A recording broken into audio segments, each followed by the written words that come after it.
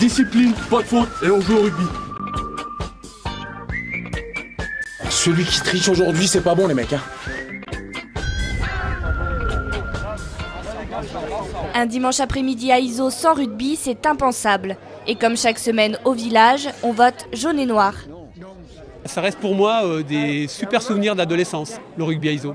Et voilà, donc c'est pour ça que j'ai toujours une petite nostalgie et que je regarde régulièrement les résultats de l'équipe. C'est l'âme du clocher, Iso, c'est la maternelle, quoi, le rugby. Le rugby, c'est vraiment tout le village pratiquement qui vient, donc ça fait partie du village et il n'y a pas de Iso sans équipe de rugby.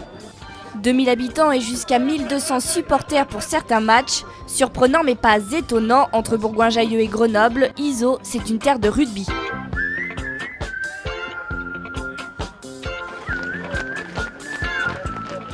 Je plaque, je me relève. Le top 14 semble loin, pourtant à 5 minutes du coup d'envoi, dans les vestiaires, ça se passe comme chez les pros. Au niveau de la préparation, on est ok, on est parfait. Par contre, maintenant, je vous l'ai dit, c'est l'humilité. D'accord, on respecte ces mecs, on se respecte. Prenez du plaisir, discipline, pas de faute et on joue au rugby. On joue au rugby, on se prend pas la tête. C'est les derniers. On doit prendre 5 points, on doit gagner ce match. Sans se prendre la tête en jouant, tout en jouant. Celui qui triche aujourd'hui, c'est pas bon les mecs. Oh, on a vraiment le temps. Allez gros, allez. Tout de suite, combat. Le stade du Chabonnet, forteresse imprenable depuis le début de saison. Match tendu, mais Iso ne risque pas de laisser s'échapper ce derby contre Saint-Jean-de-Bournay. Seulement 30 km les séparent, mais sur le terrain, le leader ne laisse aucune chance à la lanterne rouge.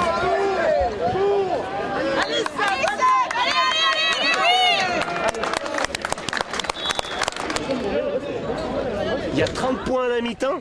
Par contre, maintenant, il ne faut pas tomber dans la facilité. Le piège, il est là, les gars. Allez, changement devant.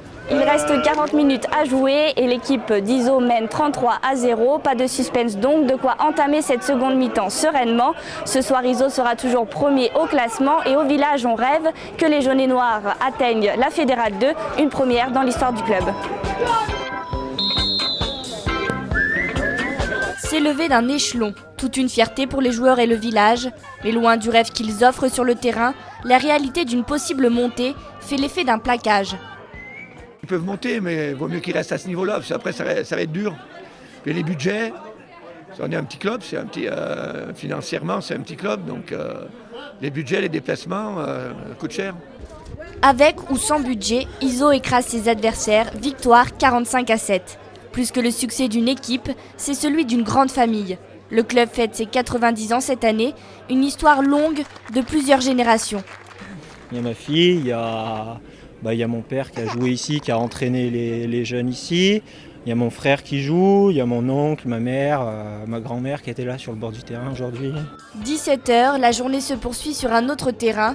Bientôt le village sera de nouveau calme, en attendant 2 semaines pour vibrer encore une fois.